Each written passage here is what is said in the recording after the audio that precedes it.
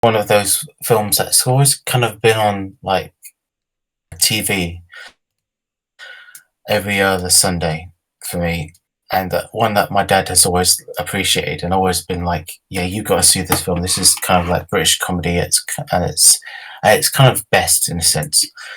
And I suppose this was my introduction to like British comedy of the 1950s, and something that probably not everyone here would have probably been privy to see or would have seen willingly. But I feel like it's had to be kind of like important for us to, for me to include in Film Club for that reason alone, because it's something not everyone would have seen otherwise. And yeah, and I do think it's yeah overall maybe it's not going to be everyone's taste, judging by the scores. It wasn't quite like a barnstorming success, or it wasn't exactly the other way, where it wasn't like everyone hated it. So I'm glad for that. But yeah, and leading comedies are kind of like an acquired taste. But I feel like if I were to pick one, it would be this one because it's kind of like the darkest, the blackest one of the lot. It has a lot of like unusual style. It had a lot of influence in terms of everyone that took influence from this because of the Ealing comedies, because of how unique they were at the time. Because I think many of the Ealing comedies, to give you guys a bit of context, were quite seen as quite twee, kind of like of their age, Sunday afternoon movies, very frivolous, very silly, kind of like not much to them. But this one was one of the few that was actually had a bit of a darker edge to it and a bit more of a black, creepier tone. And I do appreciate like how the actors delivered this one for how it was. Um, it's a bit more askew, a bit more daring, and a bit more weirder, and still very silly, and still very of its time. But it was still trying to do something that hadn't been done, especially in the context of the 1950s, which films of made in the UK would never really want to venture too far into like anything as wacky or over the top or something that was made in the United States. This had a bit more bite to it, and some of the characters being stereotypes, give or take, still had a bit more uniqueness and character, and you knew everyone what they were trying to do and what they were trying to accomplish, because they're kind of like they kind of a reflection and more like a what's the word? Kind of like an impression of how things were in the 50s, because it's post-war, how the UK was trying to recover from like World War II, and how they were trying to rebuild their identity a bit, and everyone was kind of like in for themselves a bit. And there's a lot more nuance to this film as we go on, when we go and talk about this and that, as the call will go on as well. But I feel like yeah, it had really charming and quirky moments all the way through this film that kind of like never will escape my memory and always will stick with me to forever. And yeah, it's a good, honest, fun caper, I feel, and to which everyone will get something different out of it. I feel everyone's going to have a different interpretation, which could be really interesting, and everyone will take something new and unique to the reading of this film in a lot of interesting ways, I hope, because it's just it's different. It's a bit like like I said, it's a bit different and a bit like kooky. And I feel like films that have a bit of a more slanted edge, the ones that always will be something that I will always cherish and always remember for that reason. And and even though it isn't quite my dad's generation, he still grew up seeing it on TV, because he was born in like 1953, and this film came out in 55, so he must have seen the repeats when it was eventually broadcast on TV in the 60s. Um, yeah, and it's kind of like, yeah, like I mentioned, it just represents how Britain was in those days and how everything was kind of like rebuilding what we had and what things were and reconstructing it in the sense that, yeah, this is the future, but there's still so many elements of the past still lingering in as brought in. But perfect example of like Mrs. Wilberforce's house being so kind of like dilapidated and slanted and falling apart, but it's still structurally there. It might not be structurally sound, but it's still there. It's still keeping the old British ways up front and still there, but it's still a bit like askew. And I feel that this film is the perfect representation of that. So yeah, it's going to be an interesting one. And I knew that by picking it, it's not going to be like a one that's everyone's going to be like, yeah, this is absolutely a masterpiece. Even though I do think it is of its time, and I do think it is a masterpiece of its time. But yeah, it's going to be one that everyone's going to have a different reading of. But yeah, interesting indeed. Yeah, do you know it's been on your list for so long that I thought we'd already had it. So when you picked it last week, I was like, what? But yeah, I think there was a few bits in it where like they're just like stupid things really made me laugh, like the bit the bit where they're in the police station with the horse. And the guy's like, he's an 11-year-old brown horse, and he answers to the name of Dennis. Like, just like little things like that kept getting me. Yeah, I think yeah, there was definitely bits that I did enjoy from it. I think a lot of it was like, I think compared to other Ealing comedies, I was surprised at how slow it was. Um, and it was only really like the setup of the joke was like a good kind of like 40-50 minutes. And it was only sort of like after that halfway point where it all starts going a bit wrong, where like the humour of the situation started coming in. Because like for the first bit where like they were setting up that they were musicians and they were just like playing this record and fooling her into thinking that they were actually playing and that kind of thing, I was kind of going like, oh, I don't know, I'm not really getting like what's behind it kind of thing. And yeah, I think I was surprised that that took so long. Um, but yeah, like the little silly bits, like they were spot on for me. Hmm. Yeah, I can see that humor is very of its time, but it's something that appeals to me because it's so farcical and a bit like, I suppose it's very campy, Mm, and it's just kind of situation based. Like mm, something bad happens then and there, especially with the horse. It's so out there and actually mental. It's just like, so stupid, but it just makes me laugh because of how outlandish it is, and it's just like this cause and effect that ripples on, and it's yeah, just like gets worse and worse. But yeah, and that's the whole thing of the film, and it has that with an underlining darkness to it of this murder and like and just, yeah, these criminals are trying to do something really dastardly, and yet it's something, while they're doing it, just goes to hell in a handbasket, you might say, mm, because of what they're trying to achieve just does not work, and it just becomes farcical because of nothing works the way they wanted it, because the human element, as Alec Guinness says, it was the thorn in their side. mm. Yeah, I must admit that bit with the horse was the bit where I started going like, oh, okay, this is it's all coming together now. Like just the whole thing of them like I really like the setup of like it being that one of them was kind of like this criminal mastermind, and he had planned things to the point where he could say like, okay, this is where this is happening, and now you should be able to see her, and she's about to do this. But they couldn't account for her being pissed off at how somebody was treating a horse in the street. Like it was yeah. It's just- Yeah, it's character based, and I love that. mm, That it just shows you how innocent, down to earth nature is the flaw in the plan. yeah, yeah. It's just great.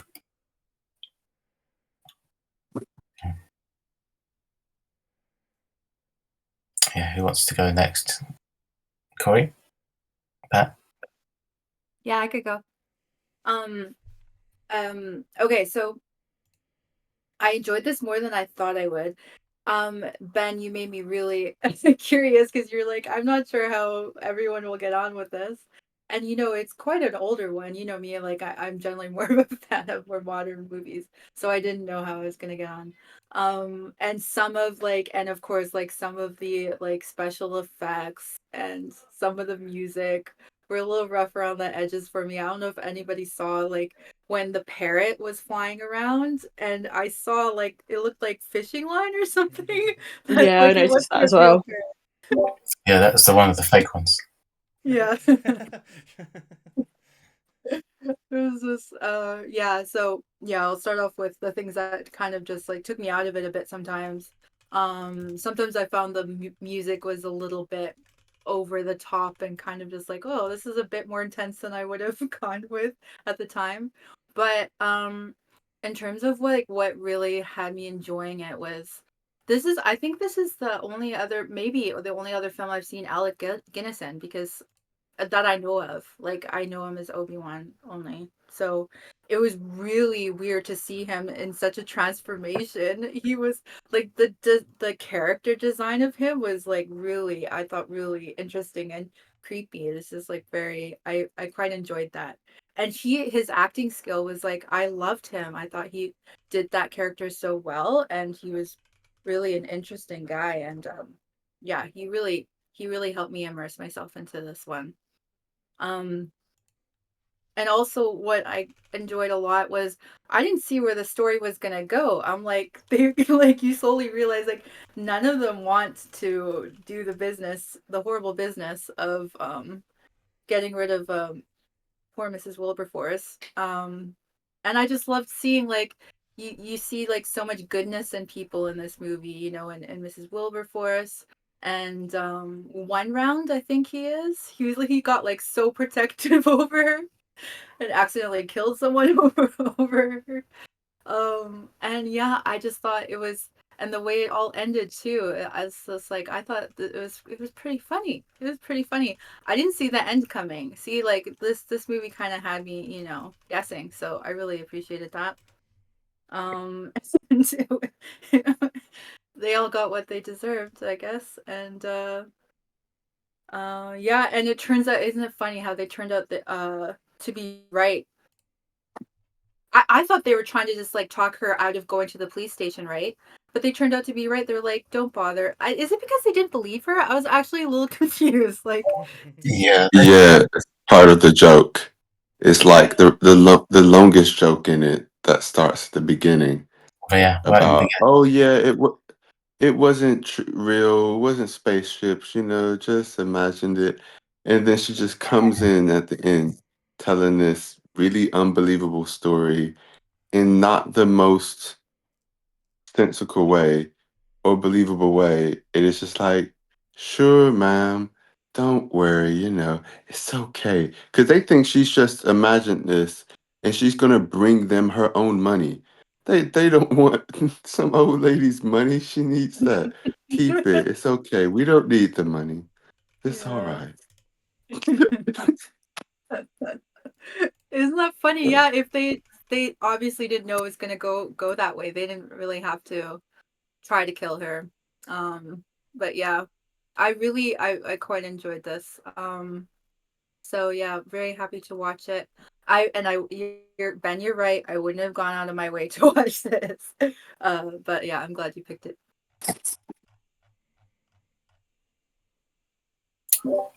Yeah, that's fair enough. Like, it was a good foreshadowing right in the beginning because she's just assumed to be this kooky, like, senile old woman. And right at the end, they still see her as that. And despite everything she's been through, they're still going to be like, no, we're not going to take you seriously. What you've been saying is just like batshit crazy. So we're not going to believe a word you're saying. So, like, yeah, you can do you. You can be Mrs. Wilberforce we know and love on the end of the street. Just doing what you do. And she's just like, well, fine, keep it. keep all the lolly, as she says. Yeah. Oh, and I forgot to Yeah. say, I did enjoy the humor. I think it was well done. The acting, it was well done. So the jokes and the physical comedy, and there's like I'll get into it in my favorite scenes, but yeah, made me laugh. Sorry, go ahead, Emmanuel. That's all right. I was checking the scores. I was gonna let Rachel go first because me and Pat scored it lowest. Yeah, I don't mind. Go next. Sorry, I have the head on. Yeah, so it's Oh, funny sorry. when that's okay. When I first, you can't see me, so that's all right. You can't see the state of my hair at this moment in time. Yeah, so when you first picked it and I first like googled it, I guess, or you kind of set it up, but 1950s so on. It really reminded me of the short stories that when I used to teach. We used to teach year 7. Do anyone know the Roald Dahl short stories of The Landlady and Lamb to the Slaughter? Oh yeah, Has anyone ever heard of them? they were on Tales of the Unexpected. Okay, right. Yeah, I didn't know kind of where they're from, but we used to teach them as short stories to our year 7. So I kind of felt like I was going into that vibe, and that kind of like kind of humor, dark humor in a way, and obviously the kind of in those stories, the kind of the woman is the unsuspecting kind of criminal, so to speak. But I didn't kind of know what to expect with the Ladykillers. But I just thought it was kind of around that kind of similar time. And I thought it was good. I think I maybe again because the jokes were kind of long. What's the word? Longer building. I guess some of it didn't necessarily make me kind of like laugh out loud kind of things. You kind of had to wait a while for the kind of punchline, so to speak, I guess, or the kind of end of the joke.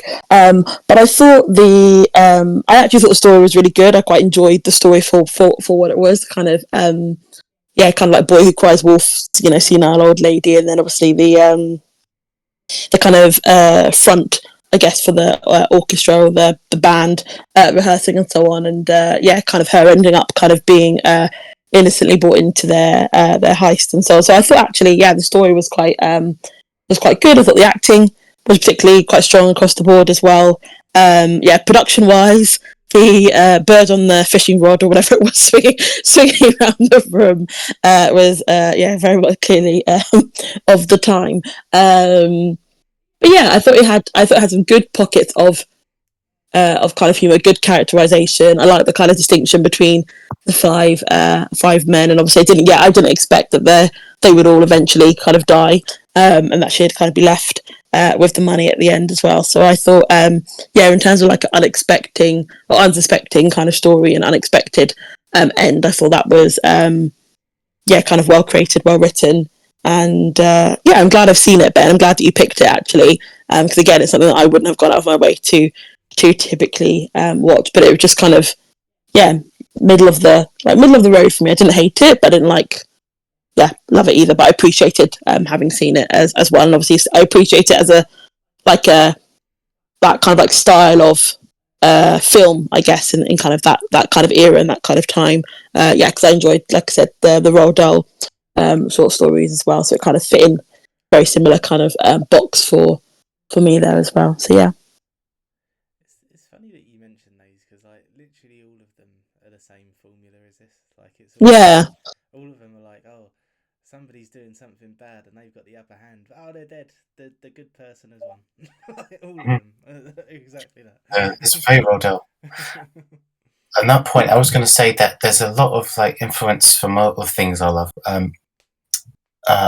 In a very broad sense, it's very much kind of like I know Nick Park and what his version of how he executed Wallace and Gromit is very eating comedy, very Ladykillers in terms of like they're this dastardly bad guy trying to do this thing, and the heroes are trying to do their own kind of thing to kind of thwart them. But there's so much hijinks, but at the same time, there's a lot of like either side are kind of a bit buffoonery. There's a lot of buffoonery on both sides happening at once, and it's kind of like how the characters are written, kind of like what's the word? Kind of like confront the two, and it's just how the two of them interact is very kind of like that's where the humor comes from. It's just how they are written and how they are as characters and how they are as people is what determines the laughs, but also the plot. And that's kind of the Nick Parkishness of it all as well. But I do feel there's a lot of Wes Anderson as well in terms of more like the filmmaking, in terms of how the director in this kind of would frame shots just for just a big close up of a character just in the middle of a frame. Very Wes Anderson, especially with Miss Wilberforce doing her thing from A to B, and also how the bad guys are kind of like obviously Professor Marcus, how he's shot in silhouette and shadow. It's just interesting use of his presence in the scene, and of course the color as well. And it's how it's quite a very colorful film of the 50s, which just bear in mind most films in that era were still black and white at the time. Color films still had come out just a few years before, but in terms of budget, not everything was color. So when films were shot in color, they made sure to make it was really impactful. So they used the color really quite distinctively, especially with like the phone box and the stuff with like the scenes in the rooms, where each room is quite distinct in terms of like the greens and the blues and the reds. It's very, very interesting, especially of its era. So yeah, and that is very Wes Anderson to me. And it's very clever, and you can see a lot of the influence in how the story plays out is very inside Number 9. And I don't think if you guys have heard of it or seen that show, but it's a really interesting, one of the best things BBC has done recently, just for how it's very like it's the UK's version of Black Mirror, but in this it's very British and very very condensed in terms of this is something that would happen in the UK more than anything else, just because it's so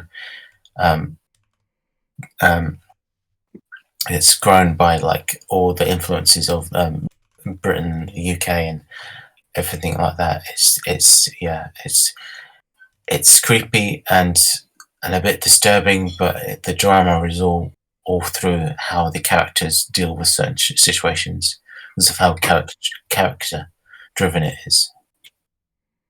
So that's why I appreciate Ladykillers more as I grew up, more than I did when I saw it when I was younger.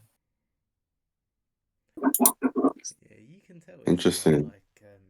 Experimental in the way it uses colour. Now that you've said that, like there's a lot of things where like it's quite obvious that it's sort of like early days of that kind of thing. Like even some of the backgrounds that they use, like it's stuff that like you could get away with if it was black and white, because it sort of naturally makes everything a bit flat.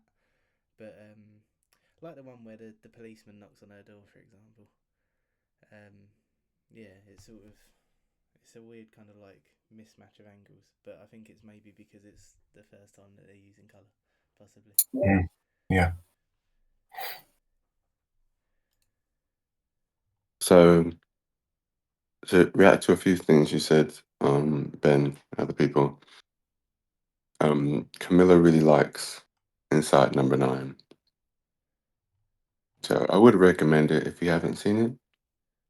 It's very interesting. The writers are very thoughtful. It's lots of really good writing there. You could tell like a lot of the people who made it,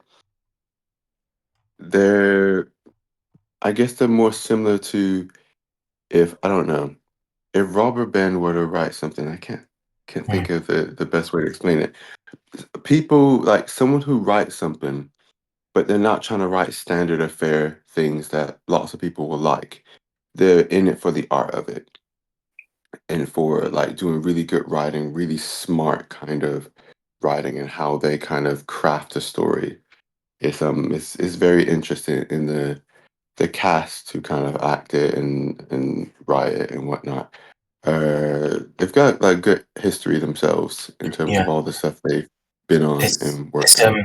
Reese Shear Smith and Steve Pemberton, if I've got that right. And they write. Yes, exactly. Legal Gentlemen. And what was the other one? What's the other one called?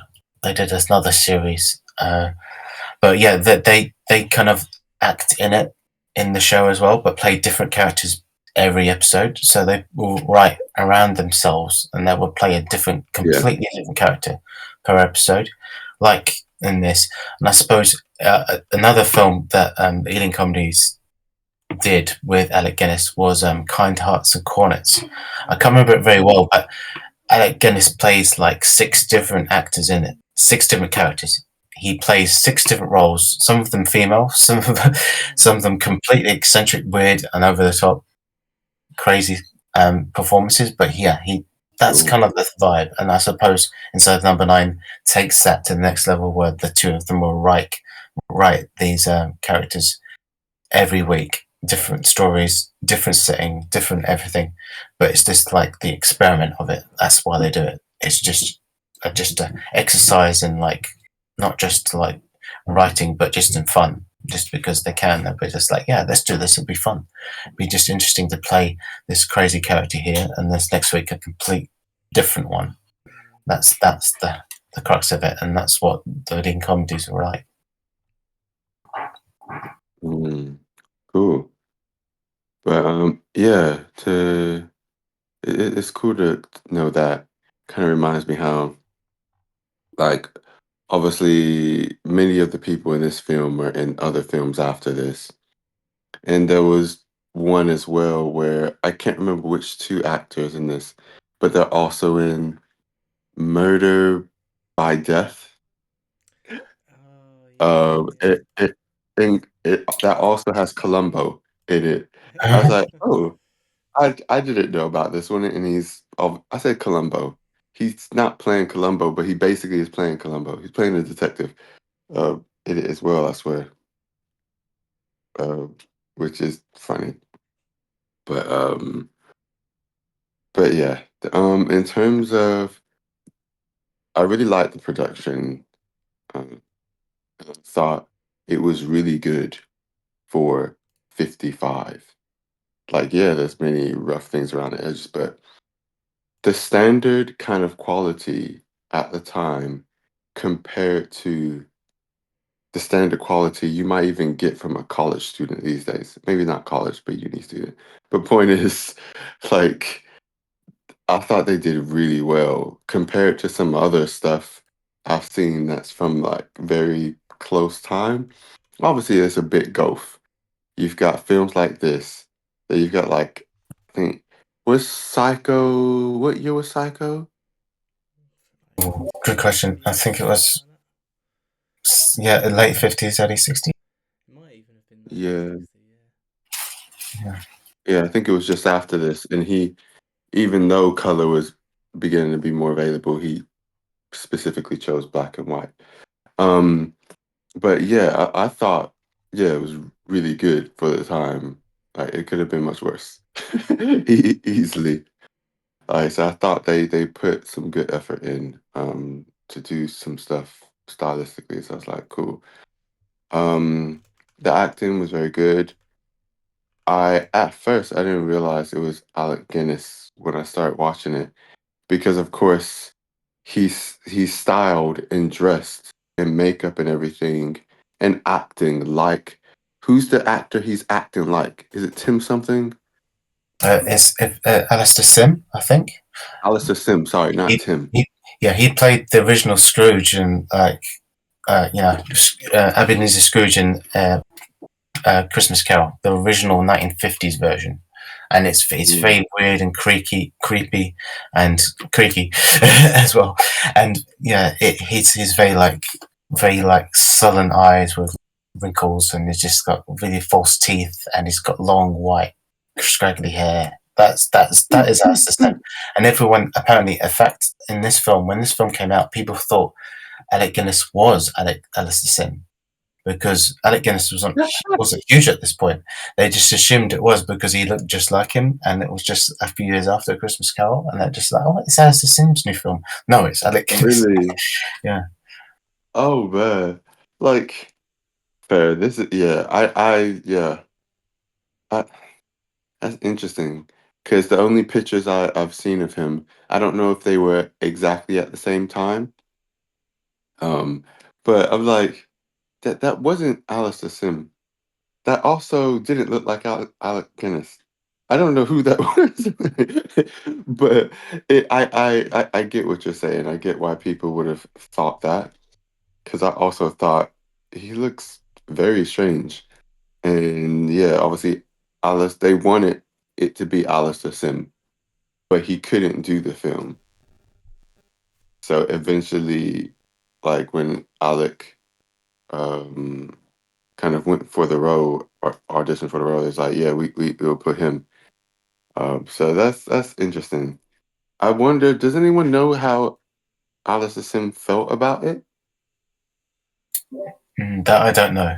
I'm. I like to think he was cool with it. Yeah, So yeah. he did. He did a lot of roles like that.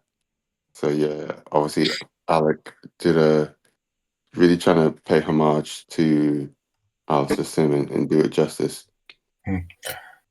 Interesting that like this was done. Bear in mind, this was done 20 years before Star Wars, but they made Alec Guinness. They aged him up so much because that's why he looks like Alistair Sim because he is so old and decrepit and creepy, and they just put so much great makeup on him.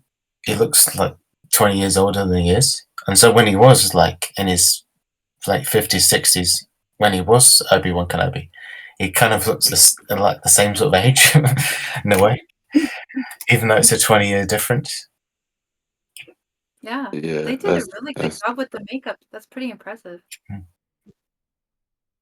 yeah, that's another reason why I was just like put high scores on production because like yeah, they did really well. Um, both me and Camilla, and maybe it's part of the comedy, I don't know, but two things. So I like Wallace and Gromit. I really like it, to be honest. Like growing up, it was probably one of my favorite British kind of animated type, I don't know, like characters, creations, whatnot. Um, so I really liked it and have like fond memories of it. And we'll still watch it this day if it comes on or whatnot. Um, however, this film, and maybe I would have been fine if it was a TV episode, like a shorter TV episode, but I I didn't get on with it, and I think part of it that didn't ma that wasn't really making me laugh was how even though it's a comedy and elements of this can truly happen, like, it's not too far-fetched, in a way. I think maybe the old lady being the butt of some of the jokes and that like, the whole kind of situations, I just wasn't like I was like, it should be funny, but I don't know, because of the situation and them trying to take advantage of her, it's not making me laugh. It's making me go like, I don't like you guys. Yeah, I don't like what you're doing. Okay. And there might have been moments where I was just like, oh my goodness, what's going on? Like when she gets out the cab to start hitting the fruit seller whatnot guy. And I'm just like, man, please, just go home. It's okay. It's you don't need to get out. And I could imagine this happening in real life. Like, and then the guy's just like, but you don't understand. Like and this is also obviously part of her character and part of why she has the reputation she does in the story. But I'm just like, I'm not laughing as much. I kind of just feel for both parties. I'm just like, poor Mrs. You know, What's her last name again? Wilberbecome? Wilberforce. Wilberforce. I don't know why I said Crumb. Wilbercrumb. I heard it. But Wilberforce. Wait, what? Wilberforce. It's actually force, believe it or not, because I always thought it was Of course. fourth, but it's actually force, like force to be reckoned with. Okay. Or may Man, the force be interesting with you. name. Indeed, always. That's a great one. Great link. Yeah, I was just like, a feeling for her, and then feeling for the guy, and I was just like, oh man, Mhm. like, it was yeah, it was just also a lot of yeah. You have the classic kind of no honor amongst thieves kind of thing going on as well, within the kind of British comedy humor, and I think it was that I think all of how they were behaving was like just annoying me as well. And I was just like, and then there's the other kind of situations of when she keeps coming to the door to ask for tea. And they're just like, it's okay. We don't want anything. It's all right. Please, just stop. It's okay. And then obviously she asked for the kind of like help with the parrot and whatnot. And even though I've never necessarily been in the exact situation of um them trying to rob some old lady or something, of course, but I can also like equate that to certain real life examples or situations where like I feel for the lady and she's just trying to be nice, but I'm also just like, please, can you stop in my head? Please. And so it's like instead of making me laugh, it's just making me like, yeah, yeah, yeah. I'm just like- so thinking about it makes me laugh, but actually watching it, I'm just like, this is kind of almost too realistic to be funny for me personally. It's the Because like, British way. yeah, you have that, but yeah. So didn't get along with it, and I did raise my score a little bit at first when I read through some of the kind of trivia and like the making of it and what was going on at the time and the context, kind of like what you were saying, Ben. But yeah, neither me or Camilla enjoyed it. We just like and she was also I think halfway through or when there was maybe when there was like an hour left or 50 minutes left. Just like how long? Oh, okay. It would pause it. And what made it worse was that on Apple TV, it didn't have subtitles or they didn't work. So she's like, Oh, oh, really? yeah. It That's happens quite often. I thought Apple TV was better than Prime for subs. It it usually is, but sometimes yeah, it just won't have the subs. It's just Oh, like that's good. I great. guess because as it's an old film, they won't have up-to-date subs like modern movies would be. I don't know, maybe because I mean, I don't like even with yeah, with both Amazon, sorry, with Prime and Apple, there'll be times when it even says it should have subs, but then you go and watch it and it doesn't, or they don't work. And it's just like, huh? And I also don't know if it's maybe the platform I watch on. We usually watch it on the TV. And it's not like with a separate Apple TV box or anything. It's with the inbuilt app. But quite often it says on automatic, whatever subs, but it's not working. Anyway, that happens sometimes. But Wait, did you but have yeah. this on Apple Hmm? TV? The auto captions, I thought those only came on if you rewind it. Um Maybe.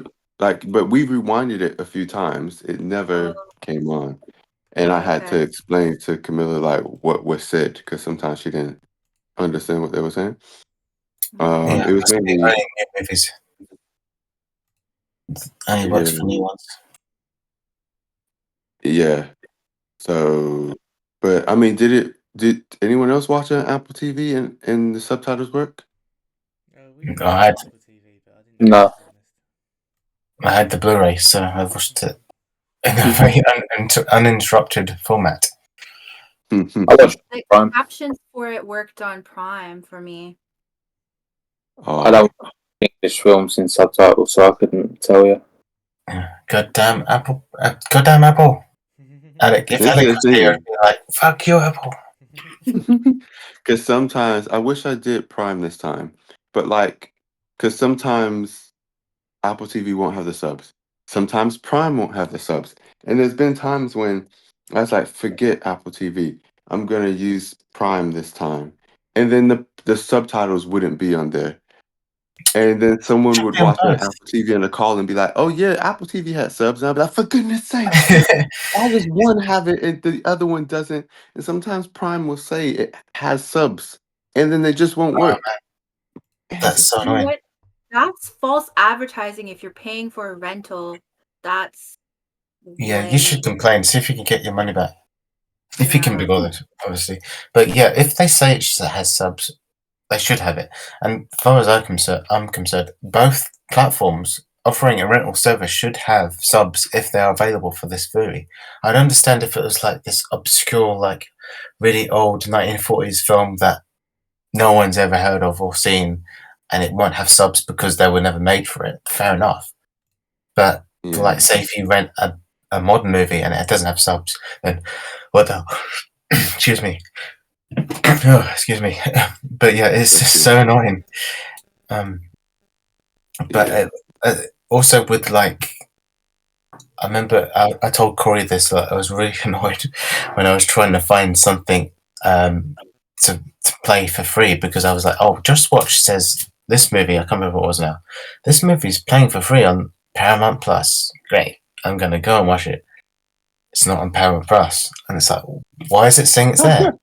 So I went back and I was like, oh, Corey, check if it's on Canada at Paramount Plus. It wasn't on there either. That's like, why would Now TV, who's usually like 90% of the time 100% correct, will say it's on Paramount Plus and then it's not. It's just like, god damn, these apps are just like screwing with us, saying they've got something or have something and it's not there. And it's just like, Just Watch has messed up a couple of times. Just Watch will like have when I search for something I want to watch in the like in the like first initial list of suggestions, it will show a tiny little icon of one of my subscriptions that I could watch it through. But when I click into the whole full page, it won't show it.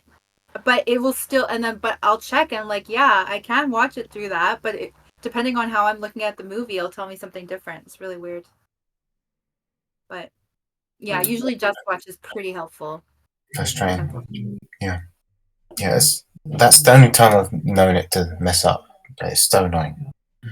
But I suppose, like for something like the Ladykillers, I would say like it's annoying about the subs, but as it is an old movie, and it's such an old movie, I get why some places wouldn't, but it's still like annoying. Yeah. But yeah, just to finish my opening statement kind of thing.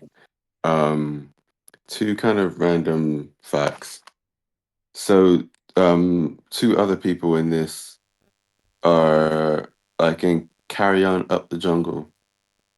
And at first I didn't remember this film, but I think I've seen like one part of the film specifically. And I don't know, has anyone ever seen Carry On Up the Jungle? No. Not that one, no. It's so random, but there is a part where they come across some Amazonian tribe, like I guess kind of mythical, kind of just a village of women, and there's three guys in the group who is like, okay, you now have to help make babies with all these women, in the village. It's a funny scene. To be honest, you could probably see if you just watch the trailer. And I realized that wait, I've seen almost none of this film, but I remember that scene. What? I don't even remember this. Really random. But anyway, yeah, two people from this are in that. And then we almost didn't get Peter Sellers in this film, but I can't remember who was meant to play his role first.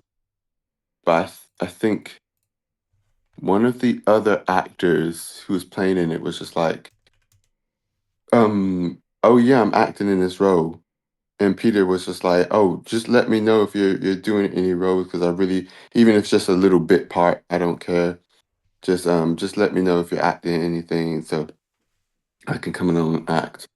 Try and get some work done because it was his first major film, wasn't it? His big kind of film, wasn't it? Yeah. And obviously he was the whole time he was very, huh? Yeah, I was good. Yeah, I was just saying that it's crazy that Peter Sellers hasn't really done anything huge before this, and this was the big thing that kind of like got everyone noticed. And then obviously he did the Pink Panther films after that, and Yes. Doctor Strangelove, and everything else. That's cool. But yeah, I forgot about the Pink Panther one. But yeah, he did that. But yeah, he was very unsure of himself the whole time. He was like, am I doing a good job? Like he didn't think he was doing like well enough. He was really worried. But yeah, him and Alec got on really well and kind of helped each other in different ways, I think. Even though Alec was plenty fine, of course. But yeah, sorry, that was my opening statement. Yeah, good. Pat, do you want to say anything? I don't really have that much to say. I didn't really take to the film much at all. I don't know if it's got something to do with the era it's from. Like, I tend to struggle with comedy from that time. Like, once we turn into sort of like a slapstick humour in the UK in particular, sort of what, late 60s, early 70s, that's when I felt like British comedy had improved. But this sort of comedy just didn't land with me. I get what it was sort of trying to do, but yeah, it was just one of those that I didn't really take too much at all. Like, I remember getting, I think it was like half an hour into it, and I paused it to get a drink, and I was like, oh, I thought I was nearly done, kind of thing. Like, it was great seeing like loads of great old actors. And I suppose the little hijinks towards the sort of middle to the end, where they're trying to escape with the money, was decently well done. But yeah, I was completely the wrong audience with this one.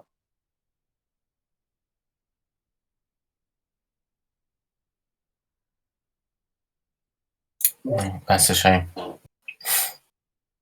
It is Yeah, a shame indeed. But I do think it is maybe it's weird like with someone like not Alec Guinness but Alec Pittman, for example, would struggle with a Heat because it's so long and boring. Or you guys would struggle with this when it's quite condensed and quite really tight for a comedy of its time. It's 90 minutes, very short. Like, it didn't seem long to me, but I suppose if you're not gelling with like the humor and what it's trying to do, it's a tough watch. that's it. Like we always say, you know, comedy is very subjective. It depends on what type of comedy you're into. Like, so growing up, I loved proper slapstick stuff. I didn't mind Laurel and Hardy stuff because I still think that was quite early slapstick. And that was what, Indeed, yeah. 30s and 40s? Yeah, 20s and 30s, I think. Yeah, so that So was so old. that was basically what slapstick was based off of, except with lines rather than actions. And like even current day stuff, I'm very much into gross out humour, pure old humour, stuff like that. Sometimes like shouty humour, but and then you've got some like quite clever ones. Like I think of things like Parks and Rec and The Office, which is a lot smarter with the sort of types of humour they go for. But yeah, like I think this, I don't know, like I don't necessarily think it's a bad film. So like that, I gave like the story score at 6, which, considering I didn't really get on with it, I think was quite a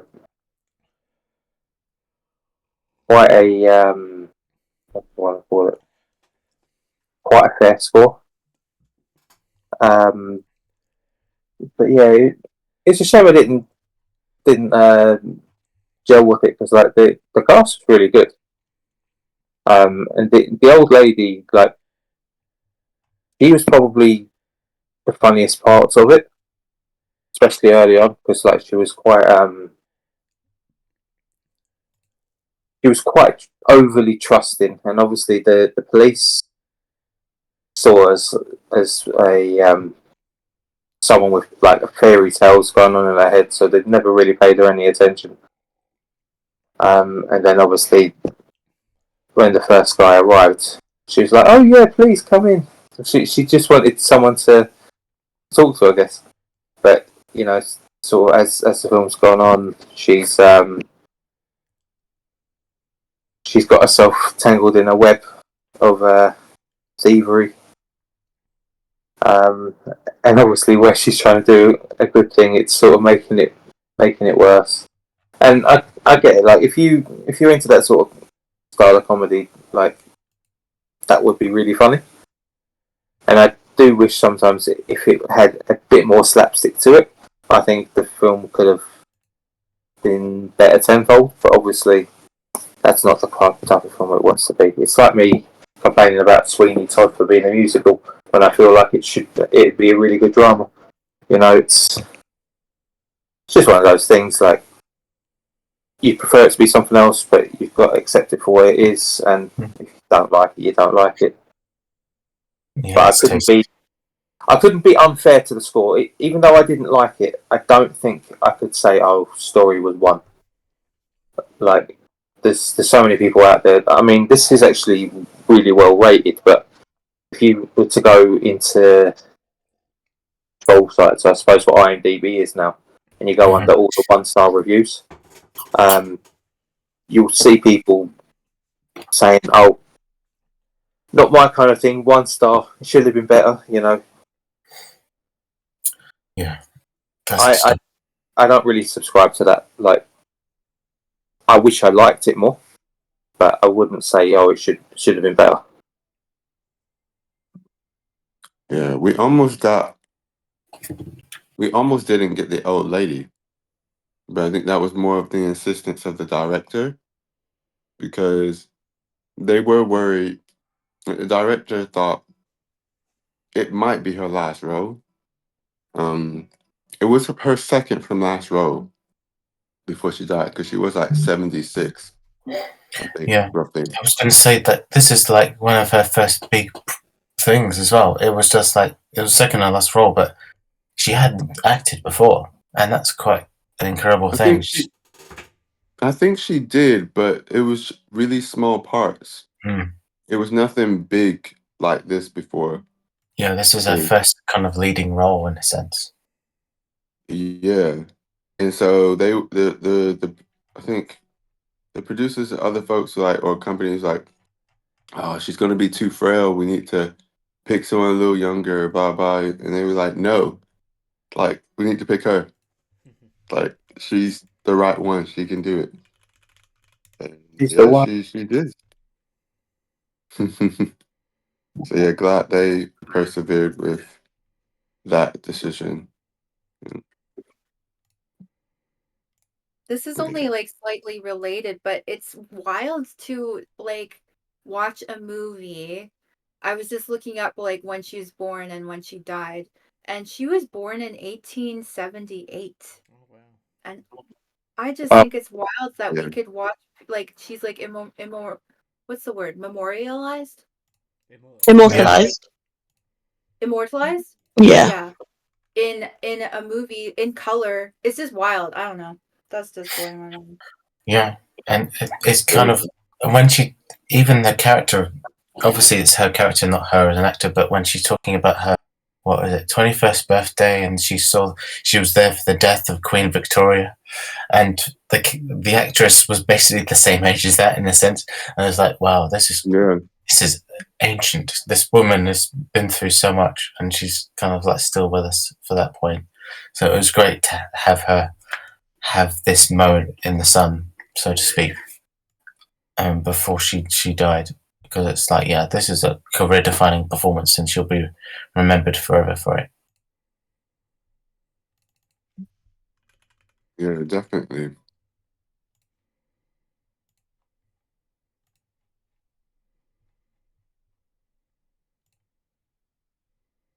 There's a spider in my room. I'm just making sure it's not like right over top of me.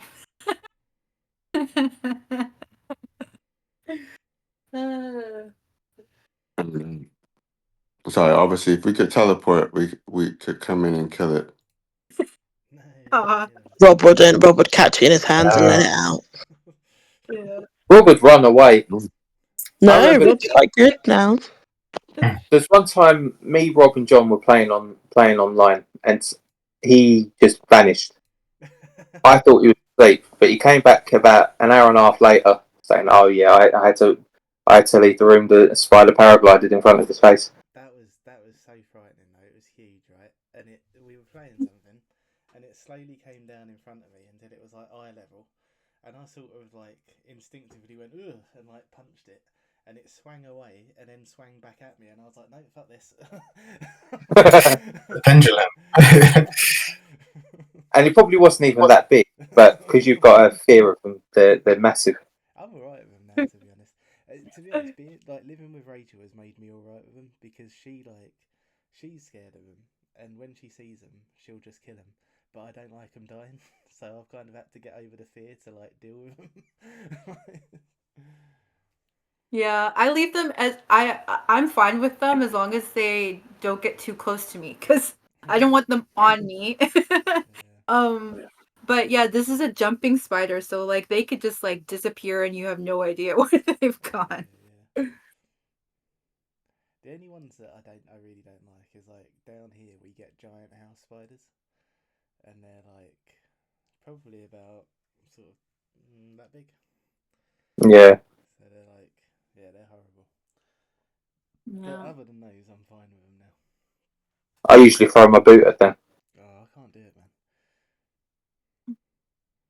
Because I always think, like, if I ended up somewhere that I shouldn't be, I'd hope that somebody would just like put me back where I should be. So. Yeah, exactly. Yes, I heard it being put perfectly somewhere. Maybe Ben, you said it, but I might have heard it somewhere else too. It's the crime of being small, just that's all they did. Yeah. But then saying that, so I yesterday I got like a bee hotel, and the idea is like bees can go in and like raise their families in it. But the problem is that wasps use them as well, and if a wasp uses it, then they take spiders in to like eat. So I'm contributing to the problem. Wasps fucking should be wiped off the earth. Yeah. Sorry if anyone likes them. Did you say wasps will eat the bees? No. Yeah. So wasps will use the same like bee hotel, but yeah, they just share the thing. When bees use it, they like stock up food and whatever for like when their eggs hatch, then their babies have got like stuff to eat straight away. But they'll put like pollen and stuff in. But if a wasp uses it, they'll do the same thing, but they'll put spiders in to use as food. Yeah, so some of them do eat spiders, actually. But don't wasps eat bees as well? Well, there's a bit of a weird thing Not about all of wasps them. and bees. So No. like, I think bees agree that wasps are arseholes, and so like bees do this really awful thing where they're like a bunch of bees will like surround a wasp and they'll create loads of heat and basically like cook the wasp. It's pretty mad. Yeah. I think it's those Japanese hornets that go after the honeybees that invade the nests. Like Yeah. most won't, but the hornets will invade and take over certain nests. But most of them will just stay apart and stay clear of each other most of the time, to be fair. And then some wasps will take out spiders just because that's kind of like their thing. They will just their kind of thing is not only just taking out pests, but they will take out certain spiders species as well. So it's like if you hate spiders, then you can't really hate wasps as well because they kind of will take out spiders at the same time. So they kind of the nature is all balanced in a lot of ways. I've seen it put really well on. It was actually on Reddit, where bees are the American citizens, wasps are Trump supporters, and hornets are Trump. We had met the first half, right? I was like, hornets are mostly kind of like chill, except for certain species like the Japanese hornet, which are like more like I'd say they're more like Vladimir Putin's Russia. They're just like take over and invade. They're basically Russia's army, basically, to be fair. But most of the time, hornets are kind of like very docile, and certain wasps, yeah, they're like MAGA. They're just like they're just scavengers that take over things just because they can. But not all wasps are like that. It's the amount of species. The amount of species of wasps out there is crazy. Oh wow. Bee butts. so What's going on there? Rob, when you told us about the bee hotel, I imagined their little butts hanging out of those little holes. They're sleeping. Do you know what's really See, funny look, as well? It's so like they you fall. can- Oh, sorry. What? They fall asleep in the flowers and they're just hanging out. Do you know if you get like a flower with loads of pollen on, and you just hold it, and like a bee comes over and like sits on it, they tend to be like docile enough that you can like stroke them and stuff. Mm. Like obviously, Yeah. like, not hard enough to piss them off, but but yeah, another cool thing about this bee hotel is you can tell what's nesting in there by like how they plug the holes. So if the hole's plugged up with like a white papery substance, it's a honeybee, and if it's plugged up with mud, then it's a different kind of bee, maybe a bumblebee. There's also there's bees that are like blue, like dark. They're like dark black and blue. Oh, never. Yeah. Yeah, they're like the solitary ones. Hmm? The solitary bees. Oh, yeah, could be. Yeah, like in I can't remember what they're called. in a boardwalk area in my town city, they built little places specifically for those little bees to make homes in. Oh, that's awesome. Yeah. The To get like so when we were sorting out the garden today, we had like a lavender plant that's like I might have accidentally killed it, but if I didn't, then it's gone into like a part of the flower bed which is just going to be like loads of stuff that bees like. And then if we put the bee hotel near that, then I'm hoping it will work. Wow. That's exciting. Yeah. That's To be honest, I'd love to keep bees, but I don't know where I'd put them. I hear it could be a lot of work. Yeah, it's not going to happen. You need a bigger garden. A much bigger. Let's not. We don't need to hypothesize. It's not going to happen, guys. If you got a big garden, I'd really love to do it, but yeah, I don't know where I'd do it. You buy your own house and your own garden. You do it there. Oh, if I've won the lottery today, it might be an option. Yeah, if you got an allotment.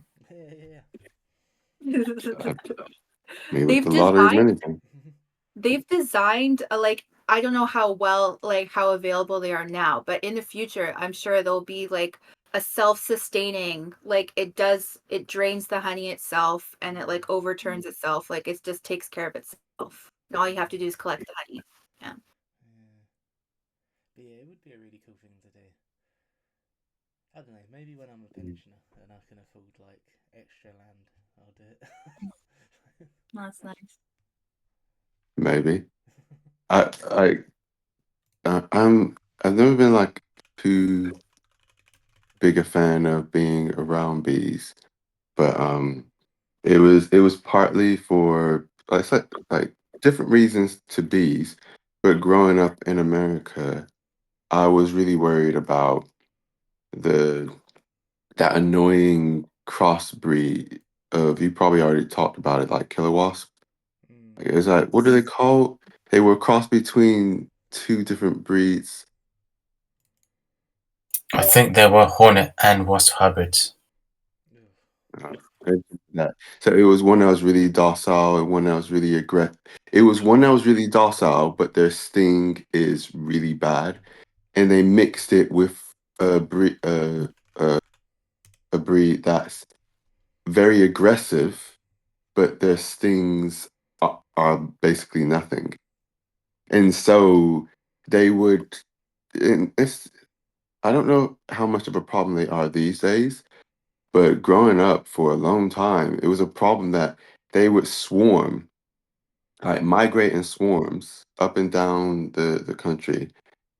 Um, and they will just attack people, like if they feel like it, like even if they're not provoked. And that was the biggest problem, because usually, like the ones that had a bad sting were usually the ones that um they're only going to attack you if provoked. Mm. But then, and like being kind of, I guess, warned as a kid, I remember watching something where there's a kid in a film who unfortunately died to one of these kind of swarms, and it did happen.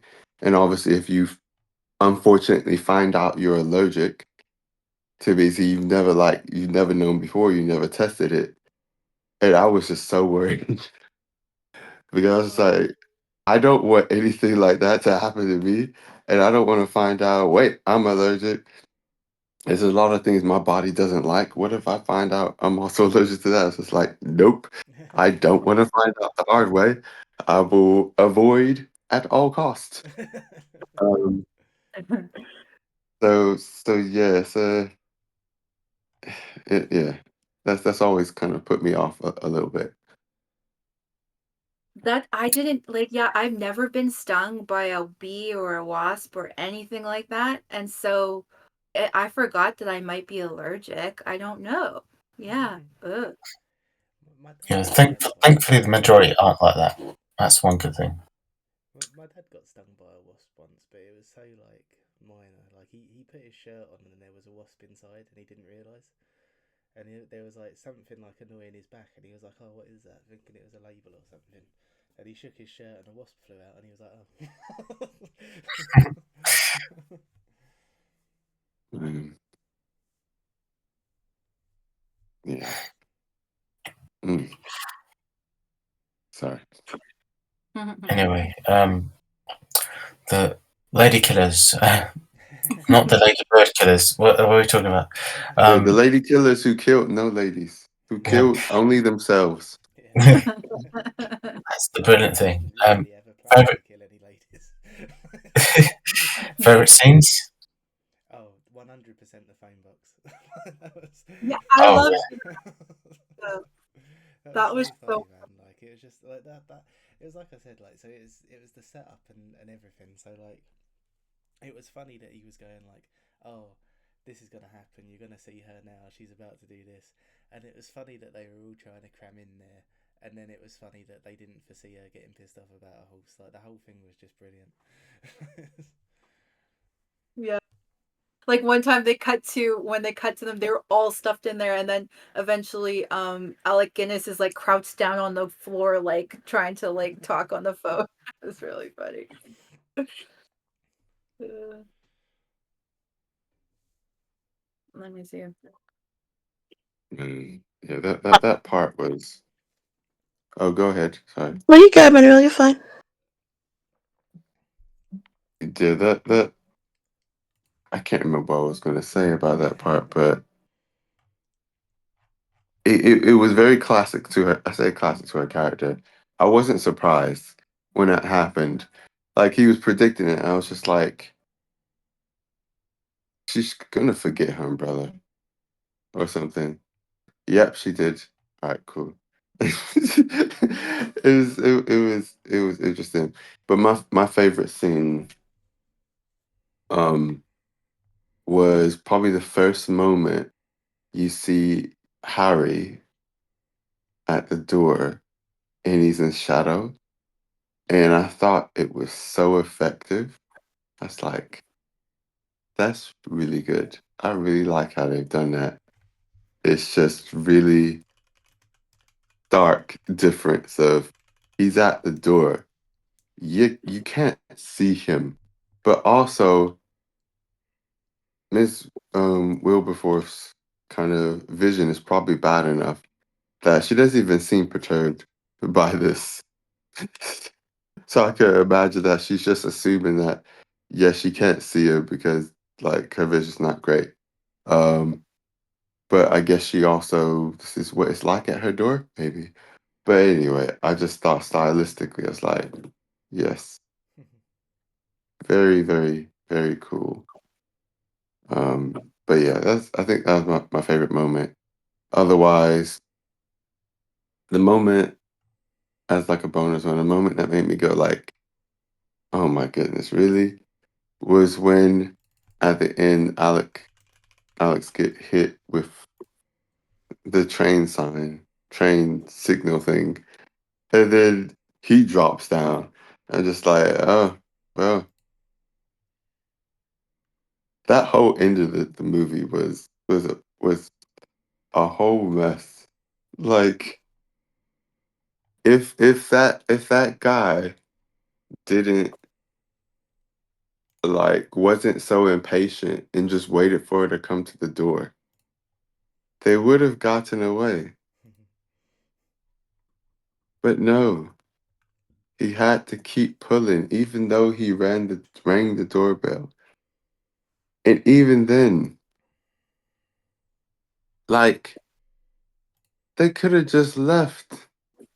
Why are you staying to talk to the lady and try and convince her? Just, just cut your losses. Don't go to that part of town again or the country. I don't know what to say. Like it's not like they really even know properly what you look like. And yet a lady does, but she's not the most trustworthy testimony. So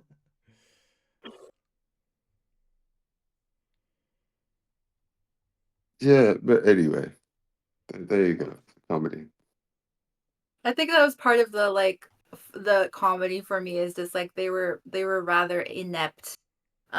Like and okay, so I'll go into one of my favorite scenes was like this like of when they realized that the sergeant was coming to knock at the front door. And is this the time you were talking about? I'm not sure. The sergeant coming to knock at the door? No, so that's the second time they did the shadow. The first Okay. time was when being introduced to the different characters and Harry, who's is it Peter Stillman? Pete, I can't remember the actor's proper name, but the Peter character's name Sellers. Harry. Hmm? Peter Sellers. Yeah, Peter Sellers. When he comes to the door, the first time he's completely in shadow. The one who keeps being like, he's probably the most ruthless of them all, and being like, "Why are we here? Why are we doing this?" Mm, But anyway, carry on. But yeah, I like that as well. okay. Yeah, one of my favorite parts was when the sergeant was coming, and so they were all coaching her on what to say, and then she keeps on saying really strange things to the sergeant, and the sergeant's like, "Are you okay?" And one of my favorite lines was, um, "Of course I'm all right. now will you please buzz off? And she was saying like word for word what they were telling her to say. It was just really funny to see her goof like that. Yeah, great moment. Just to clarify, Manuel said it was obviously Professor Marcus is introduced in silhouette and shadow first. I believe Lewis Harvey was introduced with the rest later on. Normally, I don't think he was in shadow, apart from certain scenes where he would do any. He would. One of the fact that Lewis Harvey always wore his hat like 90% of the time in this film because he was feeling kind of a bit insecure because he had to shave his head because he was doing one of the first early showings of King and I of that on stage, West End Broadway in that era. He was playing the king, and so he had to shave his head and obviously be the king as he was in the show, and so that's why he wore the hat because he didn't want everyone to know he's bald. Yeah, I forgot about that. Oh. Oh, one last thing I'll say that was quite funny. The film is so much more interesting if you can imagine us lot as the Ladykillers. So in some of it doesn't quite work as well I'd like, but I suppose Alec Guinness's Professor Marcus is closest to Humphrey in a way. In terms of, I know he's a bit of a very sinister Nosferatu like creepy guy, but I'm not saying Dan is that. But he has this it's like when he asking for the Airbnb and he said, "Mr. Wilberforce, I understand you have rooms to rent." Just him kind of like leading the charge of like renting this home and taking control, and Cecil Parker's character, Major Claude Courtney, I suppose he's I couldn't put a finger on it, but he's kind of like a mix of me and Rob. He's kind of a bit of an inscrutable kind of guy, a bit seedy, but also a bit respectable at the same time. So you kind of don't know where he's ending up, but he has a bit of elements of me and Rob in his character. And Herbert Lom, who's Lewis Harvey, is he was the guy with the hat, and he's the cruelest one, but he's the most like John. I feel he's very he doesn't he's always second guessing people and always having the last thing to say, and he's always having the final word kind of sense, and he's always just like there being like he's super serious, but at the same time he's kind of like you don't trust him. And Peter Sellers, I suppose our Alec Pittman is he's a bit of a bumbling guy, but at the same time a bit nasty as well. He always has a bit of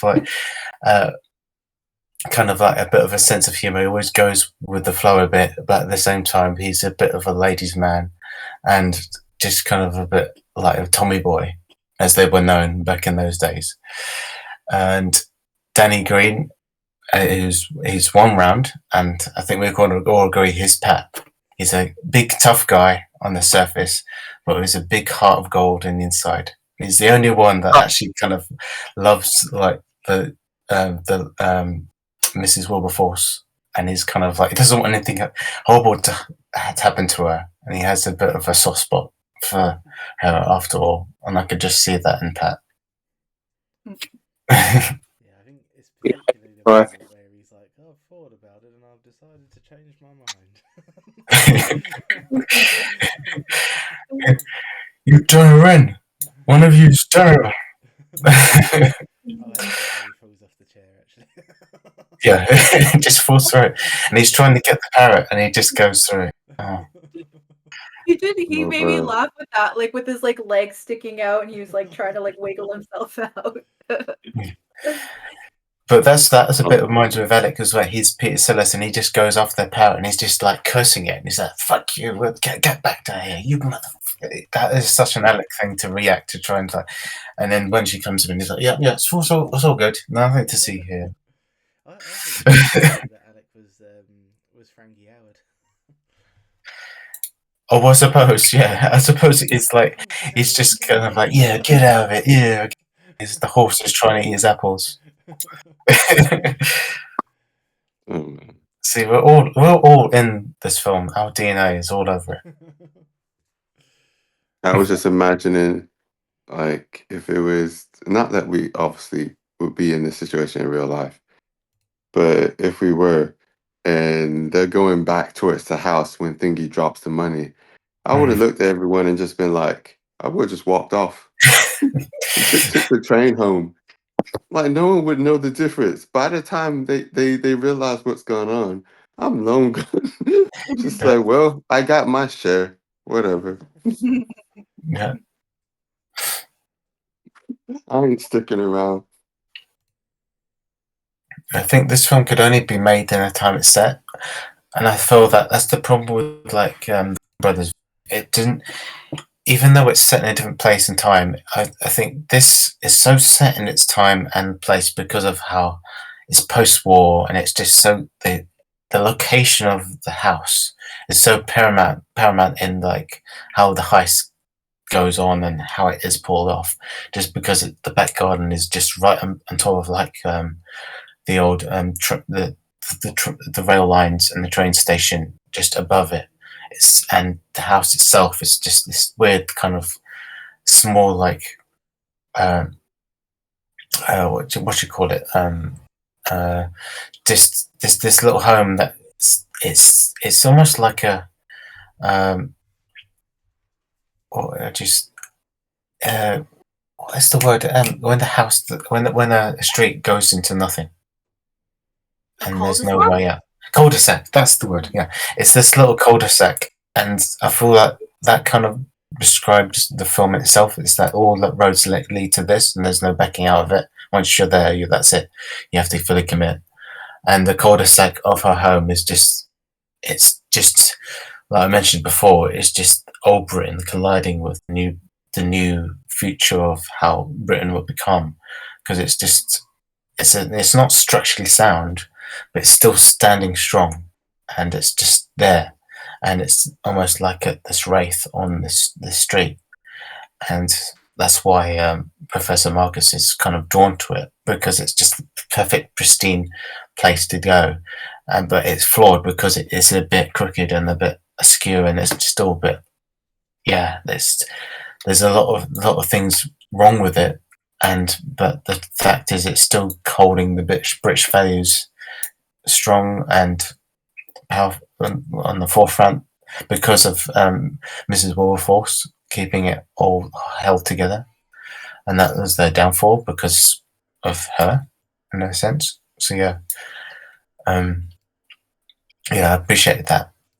I suppose my favorite scene, the introduction of Professor Marcus was great. As Emmanuel mentioned, how they used the shadow of just him, his silhouette, his infamous silhouette and his hat right up against the door, and then just when you see him take his hat off. It's a really good introduction scene, and you just know that this guy's up to no good and he's a sinister, nasty piece of work. That was great. And I suppose the first time they get rid of the first body of the Major was quite ingenious, using the location, obviously, and dropping him into a train. It's just, it was creepy and silly, but at the same time, it's just like, that makes sense. And it's kind of like the perfect crime, at least for now.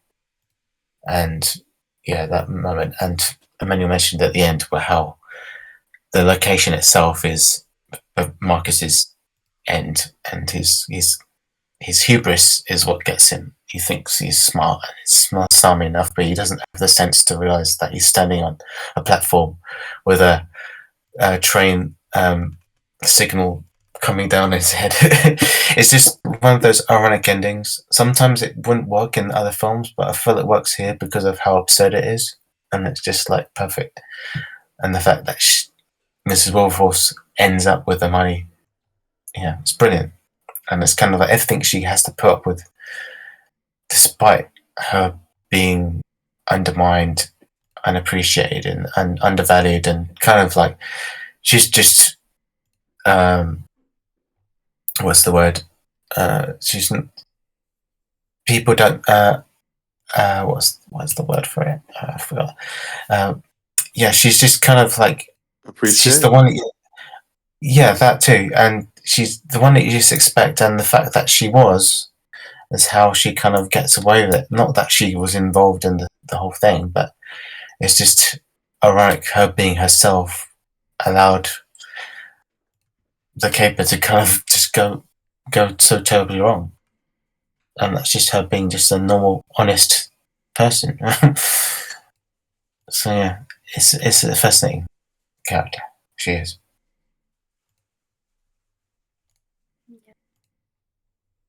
It was interesting, and I don't know if it was slightly over the top, but it was also interesting when you had all the old ladies Oh yeah. talking over each other and talking so loud. But you also, even with younger women, to be honest, like let's say if me and Camilla, like if any of our aunties get in a room together, oh my goodness, they're freaking loud. Not, and it doesn't help that their hearing is probably not as good as yours. So they're like really loud, piercing laughter, all sorts. So you're just like, oh, can you just just quiet down or go somewhere else? Like, why are you so loud? Why are you all talking? Why are you cutting? Oh, Yeah, I was going to mention that scene. Yeah, that yeah. scene is just it's great for many reasons, like you say, and it's just what I find is so funny about it is that the characters, even though they've kind of been had out by Miss Wilberforce at that point, the heist is kind of like she knows the money is the cat's out the bag, so to speak, but they still kind of I feel they're gentlemanly enough. They're very like well mannered enough to be like, yeah, let's stay and just humor her for a bit. And they're just awkwardly standing there with their drinks and well, their tea and cake, and they're like, uh and like Emmanuel says, like anyone else would have just left at that point, but they're still kind of like there just to kind of like uh, f- f- just to kind of humor her in a sense. And it's like they don't want to cause a scene and they don't want to make things makes anything worse. So they're all there reluctantly in this throng of old women, just doing their like tea and crumpets kind of thing. So it's so funny for that reason. That was really yeah, that's what I loved about this, like, there was this, like, really funny, interesting turn of events, like, I didn't know how she was gonna react to when she found out that they had stolen that money, and and she just, like, decides to, like, "You're gonna behave, and you're gonna be gentlemen, and socialize with my friends," and they did it! It was just, like, really unexpected, it was so funny. This is Yeah, singing at the piano, the automatic kind of piano. It's like, what is going on? Oh my goodness. this has actually been similar to the Kuroneko call for me because like the more we talk about it, the more I'm like, oh, actually, maybe I liked it more than I thought I did.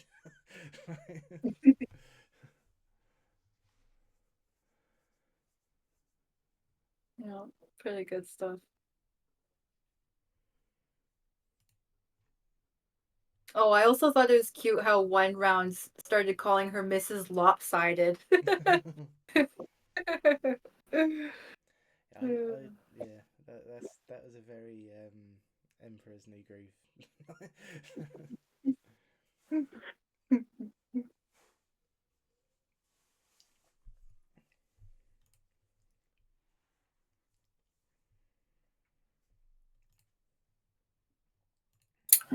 Yeah, lots of great moments.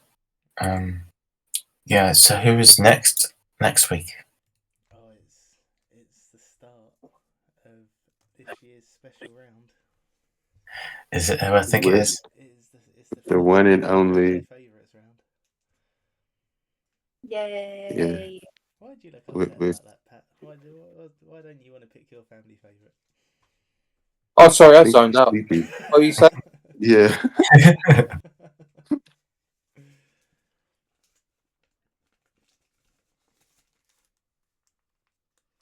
but But yeah, just before that, um, anything else? Any last thoughts or any last bits of trivia, Ben? I think we probably mentioned quite a bit between all of us. Most of it. Yeah, I think I've covered it all. Just Ben. No. Cool. So, Bob, Yeah. what, Robert, why did you pick this film? That Guinness was saying. well, no, not why did he pick it. I don't even know what Oh, he yeah, picked yet. what film are you picking? So I had 3 ideas for this round, and I was kind of stuck between the 3. And I'll tell you what the 3 were. So one of them was Rush Hour, one was Jack, and one was Bambi. And I was talking to Rachel about it earlier, and I was like, well, it'd be nice to do Rush Hour because like I don't really do comedies very often. But then the other 2 films are like about families. You muted, Rob. gone off. And because You muted. Rob. So yeah, it was like it'd be nice to do Rush Hour because I don't do comedies very often. But the other 2 films are about families, and this is like family film round. And so I was like, oh, maybe it'd be nicer to do Jack or Bambi.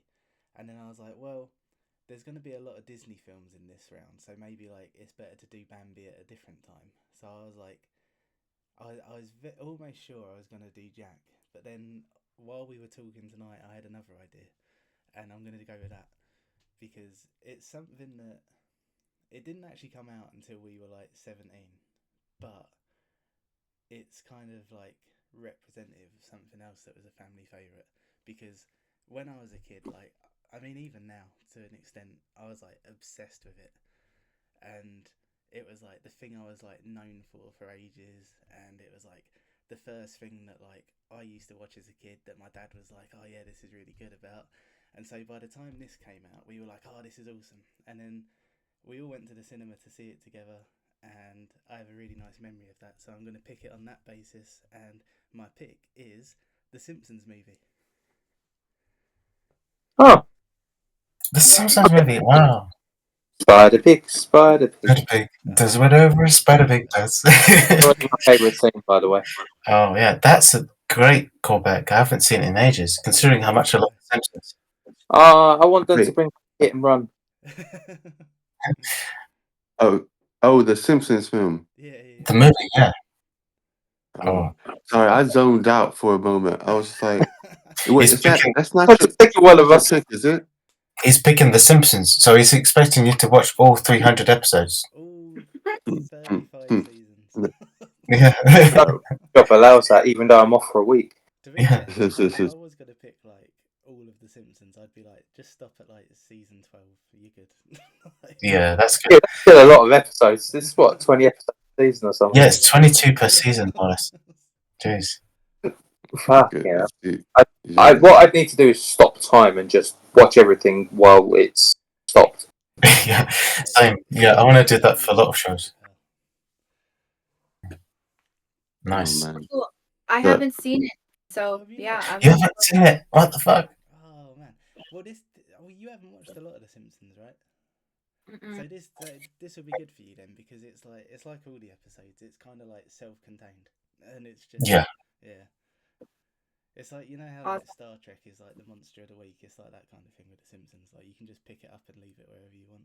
Yeah, it isn't long running kind of like interconnected storylines or anything like that. The Simpsons movie is very self-contained, and it's weird that the show doesn't really reference it, for better or worse. Yeah.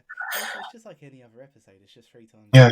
Like, Exactly. Can I ask a question quickly about this round? Is it family favourites or childhood favourites? Because I'm getting confused by it. Oh.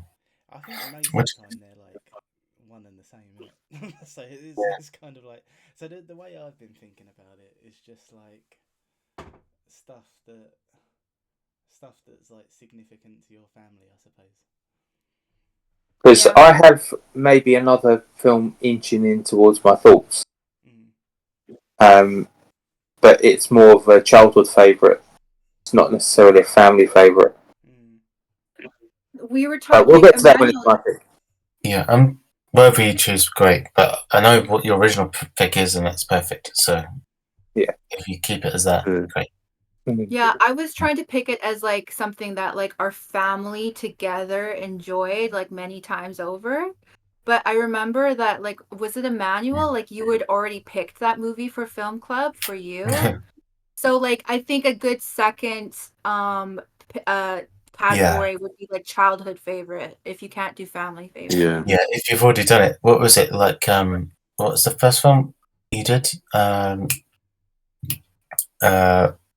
Cool Runnings. That was your family favorite, right? Oh yeah, That first one.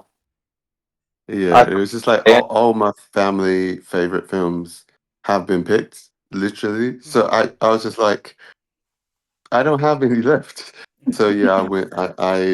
I'm picking a childhood favorite that I watched on repeat. That well, my mum would have had to sit through multiple times. Anyway, she was all right with it. So Nice. There's one childhood favourite that I did have, but I'm not picking because I don't think it's going to age that well. Was the Power Rangers movie? Oh no, that'd be amazing. You could do it. It might not score well, but so basically, I think it might have been the first film I saw in a cinema. So I think we were in Ireland at the time. So I think this was in the 6 months that we lived there. And it was either Power Rangers or Casper. And at that, no, I don't think we were living there. So I was a bit younger. No, I think we were just there visiting, and yeah, they were the choice. And this was just after I jumped off a slide pretending I was the Green Ranger and broke my wrist. oh my So God. The Green Ranger yeah, was my favourite as well. I liked Casper, but Power Rangers was Power Rangers and Dragon Ball were big for me at that point, just before Pokemon and other stuff. So yeah, it's I'm now different things. Nice. Another thing I was thinking of, like, is sort of a similar thing to The Simpsons, was the X-Files movie, because that was something that we always used to watch as like a family, as like the series. And then when the film came out, it was like, oh, that's cool. There's a film now. I may have seen it ages ago because I think it's one of the first things Vince Gilligan did, right? Yeah.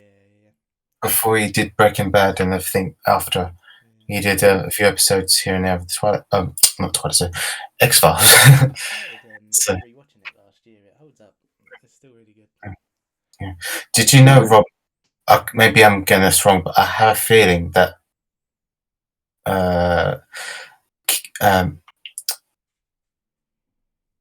what was it? They're going to do a revival of X-Files next year or the year after, and who's it going to do it? I think it's Beale is going to do it. I think it's going to be either. I have to. It's either Ryan Coogler or. Oh really? Or Peel. I have to check. Someone of note or someone of that that level of talent is doing X-Files rebirth kind of thing. Whether it's not that, it's just going to be like a new version of the story for TV. Oh, that's really so good. touch wood, it's going to be good. But yeah, like whenever I think back to like the things that I was like obsessed with when I was a kid, it was like Star Wars, The Simpsons, X-Files, and Goosebumps. Like they were my things. Oh, nice. Yeah, X-Files. I always thought it was good. X-Files and Twilight Zone. Yeah, Twilight Zone was really good. I always find Twilight Zone awkward now though because of what happened during the film. Oh man, I don't know, but you can mention it another time. Yeah, I may pick it one day just for the discussion alone because it has a lot of baggage. That film. Yeah, like it was bad enough that it changed the law. Like, it was Oh I man. am the law. Yeah. But yeah, it But is when you really interesting. There's an episode, so on Shudder, there's this series called Cursed Films, and there's an episode on it. It's really, really interesting.